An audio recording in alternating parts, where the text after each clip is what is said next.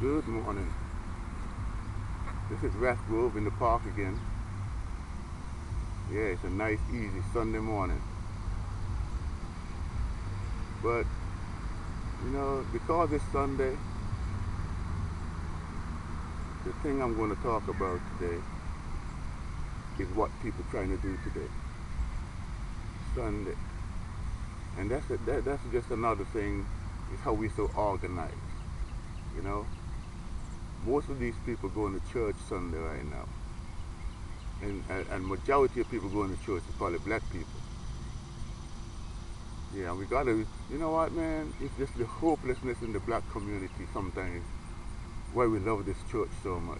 But it's not only that, it's just we got indoctrinated because during slavery, that's the only thing we can do is church without getting hassled by the powers. So you're in slavery and the only thing they let you do is church. I tell you, man, it's like how we eat chitlins. You know what I mean? It's like that because you you have to make do with the little that they let you have and let you have access to. So, it's like you know what, man? The black intellect, the black intellect is so neglected out here in this part of the world. It's unbelievable. The society, the black intellect is dormant. It's not really dormant, but it's active, but it's not active in the right direction. It's like our intellect shit is not benefiting us. So we might as well not have it because our intellect is not benefiting us. So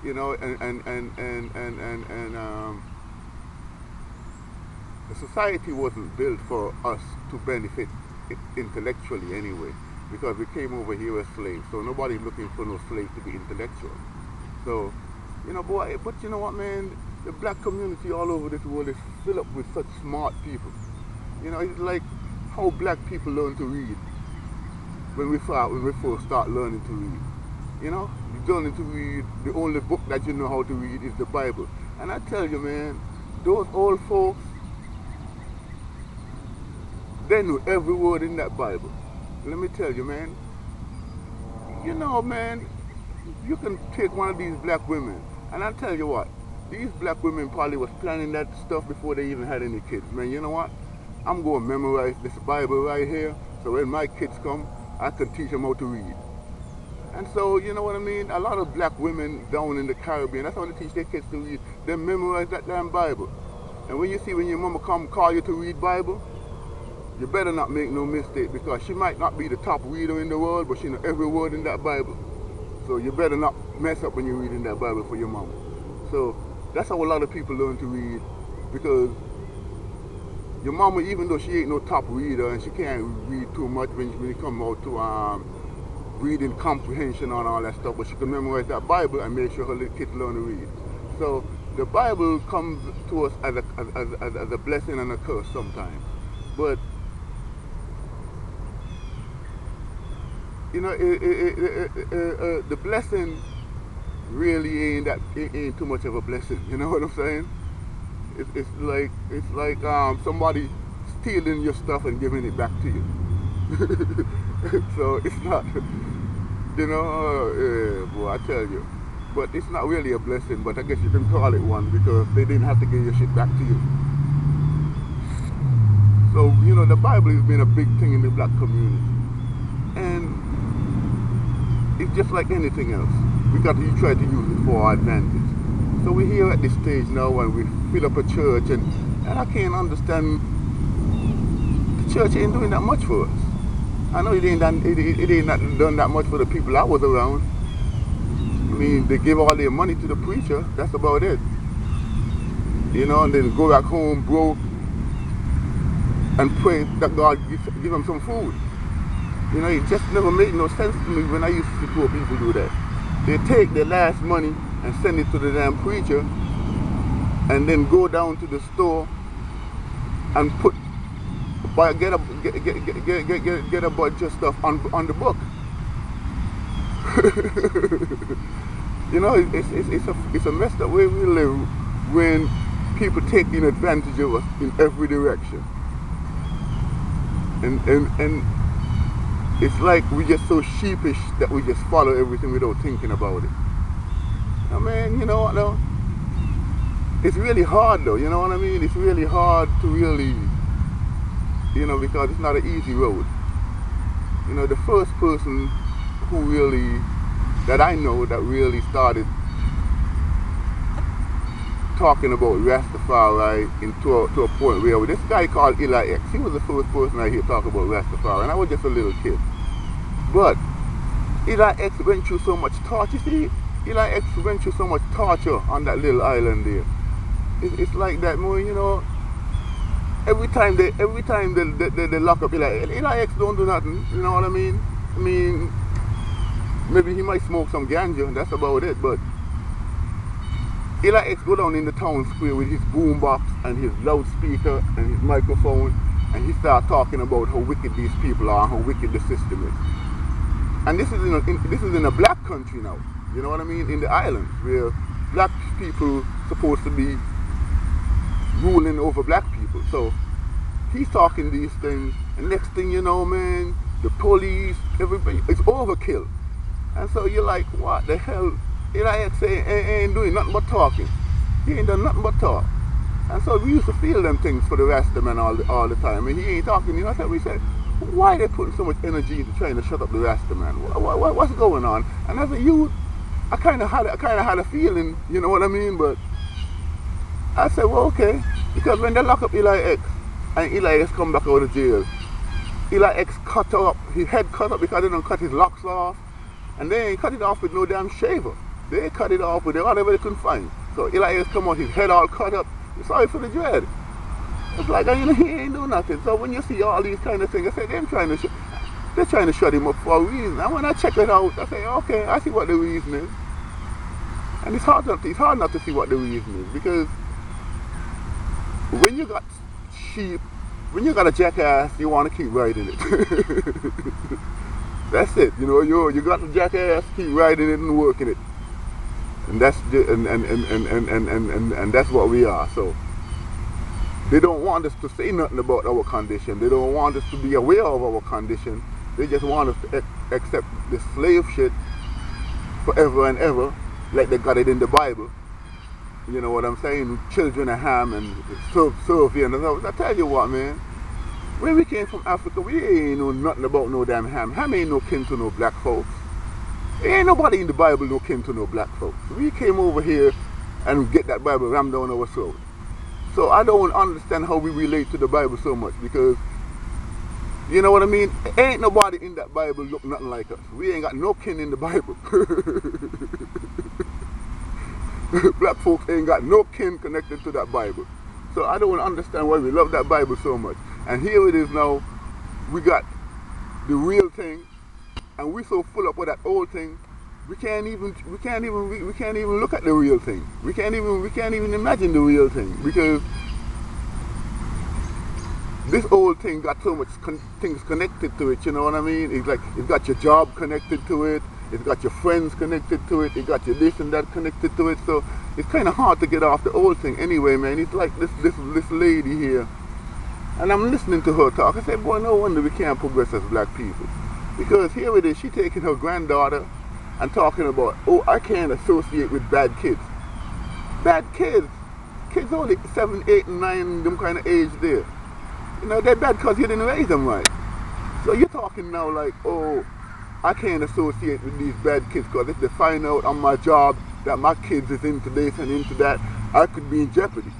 So you know what I mean? You got to neglect your next generation and try to raise them right to do it better in life. You got to neglect all that because your job is much more important to you than looking out for your next generation. And it's just so black folks, it's just so we be living. And every time I see it, I just laugh. I say, man, we just going around in the circle and we ain't getting out.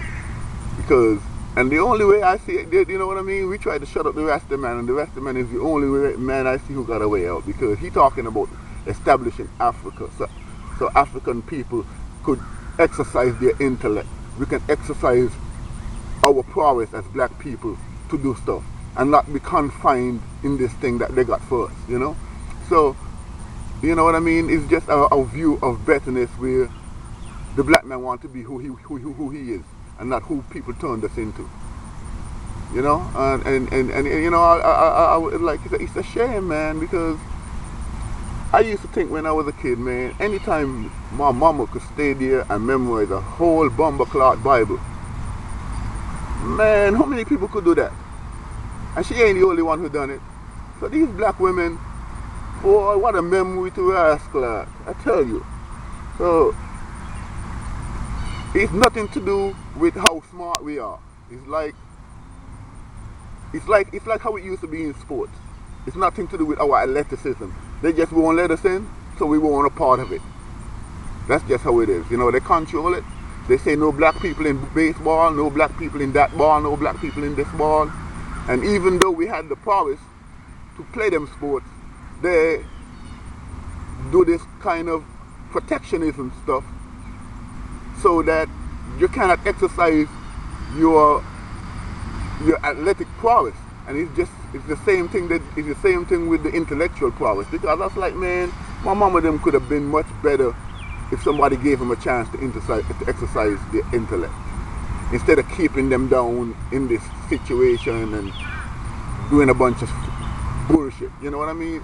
So the idea of Africa is always appealing to me, because that's the only way I see that black folks could exercise their mental prowess, their physical situation, and be free people. Because out here, mentally wasted, unless we go and play sports, or unless we're going to have our own stuff. You know what I mean?